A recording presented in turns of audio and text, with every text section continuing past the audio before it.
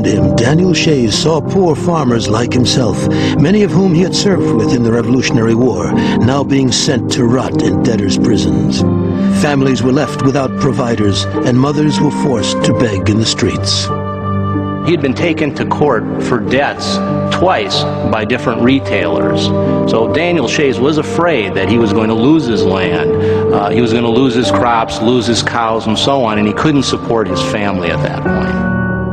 To lose your farm and to have to work for someone else was more than just an economic decline. It was a decline in your status in your country. That is, you would no longer be a voter.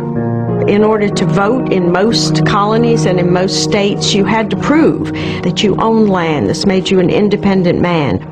And here you have an interesting situation of the complete insensitivity, the blindness of a political elite. The political elite that governed Massachusetts were for the most part centered in eastern Massachusetts. They were oriented towards the sea, towards commerce, towards business. And indeed, there was a wide cultural, economic, and geographic gap between eastern Massachusetts and the western part of the colony. Shays began to meet frequently with his supporters at Conkey's Tavern, inciting them with talk of self-government and rebellion. It had been a tradition for decades and decades, maybe centuries, to have demonstrations by the people when they felt that there was some economic inequity or some invasion of people's rights as citizens by people in power. Shays' rebellion, in a sense, comes out of that tradition. Shays had convinced his fellow farmers that something had to change. During the summer of 1786, all over western Massachusetts, conventions were held to determine a list of demands that were to be delivered to state government leaders in Boston.